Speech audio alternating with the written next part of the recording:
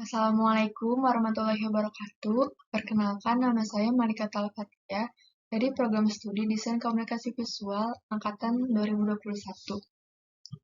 Kali ini saya akan mempresentasikan tugas besar 2 mata kuliah Pendidikan Agama Islam. Tugas besar 2 ini berisi presentasi tentang kisah peperangan yang pecah antara kaum muslimin dan kaum kafir Quraisy yang dinamakan Perang Uhud. Perang Uhud adalah pertempuran yang pecah antara kaum muslimin dan kaum kafir Quraisy pada tanggal 22 Maret 625 Masehi atau 7 Syawal 3 Hijriah.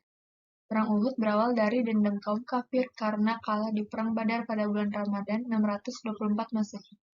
Kekalahan dalam Perang Badar telah mematikan aktivitas perdagangan kota Mekah. Maka Abu Sufyan tidak mengakui Muhammad SAW sebagai nabi yang menyuruh penduduk Makkah untuk menyerang umat muslim. Hal ini karena dalam Perang Badar tersebut banyak terbunuh para tokoh-tokoh terkenal dari kaum Quraisy. Setelah kekalahan itu, kaum Quraisy bahkan langsung mengangkat Abu Sufyan sebagai pemimpinnya untuk segera melaksanakan balas dendam pada kaum muslimin. Rasulullah menempatkan pasukan Islam di kaki Bukit Uhud bagian barat. Tentara Islam berada dalam formasi yang kompak dengan panjang front kurang lebih 1000 yard. Sayap kanan berada di kaki Bukit Uhud, sedangkan sayap kiri berada di kaki Bukit Ainai. Tinggi 40 kaki, panjang 500 kaki. Sayap kanan Muslim aman karena terlindungi oleh Bukit Uhud, sedangkan sayap kiri berada dalam bahaya karena musuh bisa memutari Bukit Ainain dan menyerang dari belakang. Untuk mengatasi hal ini, Rasulullah menempatkan 50 pemanah di Ainain, bawah pimpinan Abdullah bin Jubair, dengan perintah yang sangat tegas dan jelas. Tentara Quraisy berkemah 1 mil di selatan Bukit Uhud. Abu Sufyan mengelompokkan pasukan ini menjadi infanteri di bagian tengah dan 2 sayap kavaleri di samping. Sayap kanan dipimpin oleh Khalid bin Walid, dan sayap kiri dipimpin oleh Ikrimah bin Abu Jahal, masing-masing berkekuatan 100 orang. Nabi Muhammad SAW menyampaikan pidato sebelum terjadinya perang dan berpesan kepada regu pemanah untuk menjaga bagian belakang kaum muslimin dan jangan sekali-kali meninggalkan tempat. Pada permulaan perang, salah satu jawara perang kaum musyrikin bernama Tolha bin Abi Tolha menantang duel pasukan kaum muslimin. Ali bin Abi Thalib memenuhi tantangan itu dan berhasil mengalahkannya. Oleh karenanya, kaum muslimin bergembira atas kemenangan pertama ini, dan mereka meneriakkan takbir sambil menyerang kaum musyrikin secara serempak.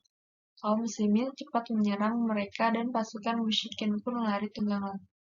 Kekalahan kaum muslimin pada perang Uhud karena ragu pemanah yang berada di sayap kiri pasukan sibuk mengejar ghanimah, harta rampasan perang, meninggalkan tempat mereka. Ajakan dan seruan Abdullah bin Jubair untuk menaati perintah Nabi tidak mendapat tanggapan. Khalid bin Walid yang sebelumnya telah mengincar butiran emas di tangan para pemanah Madinah, dia tidak bisa berbuat apa-apa. Kali ini ia bersama Ikrimah menyerang beberapa orang dari para pemanah yang tersisa. Semua pasukan musuh menyerang balik pasukan Islam yang sedang mengejar pasukan kaum musyrikin dari belakang. Pada saat itu, ada teriakan seseorang bahwa Nabi Muhammad SAW telah tewas. Kabar ini menyebabkan lemahnya semangat kaum muslimin dan menyebabkan kaum muslimin menjadi bercerai-berai. Dan bahkan beberapa kaum muslimin mencari perlindungan ke arah Gunung Uhud. Para sejarawan berkata bahwa di tengah panasnya peperangan, beberapa orang dari kaum musyrikin hendak menghabisi nyawa Nabi SAW, yang mana niat jahat mereka menyebabkan gigi beliau patah dan wajahnya luka. Sementara pada saat itu hanya beberapa sahabat Nabi saja yang berada di sisi Nabi. Nabi yang mengalami beberapa luka segera berlindung di balik. Kaum musyrikin menyerang kaum muslimin sehingga menyebabkan syahidnya pasukan muslimin dalam jumlah yang sangat banyak. Di antara mereka yang paling penting adalah Hamzah, paman Nabi yang mana Wahsy, budak Jubair bin Mut'am, merobek perutnya dan membawa jantungnya ke hadapan Hindun, istri Abu Sufyan. Karena Hamzah membunuh ayah Hindun, maka Hindun pun menggigit jantung Hamzah. Nabi Muhammad SAW sangat sedih atas gugurnya Hamzah. Menurut sumber-sumber referensi, beberapa ayat Al-Quran turun karena perang Uhud, khususnya ayat 121 dan 129 surah Ali Imran. Demikian juga hadis dari Nabi yang dinukil pada saat itu. Pada masa-masa kemudian, Nabi Muhammad SAW kadang-kadang mengunjungi pemakaman para syahid perang Uhud dan orang-orang yang datang ke Madinah tidak melupakan untuk menziarahi pemakaman syuhada Uhud. Surah Ali Imran ayat 53 Fasabakum diterjemahkan sebagai mengajar kamu, menandakan bahwa Allah masih mengasihi mereka yang berbuat salah. Maka kesalahan yang diperbuat kaum muslimin bisa dijadikan pembelajaran dari perang Uhud. Karena kemurahan hati Allah, terdengar kabar bahwa Rasulullah tidak meninggal, melainkan hanya terluka.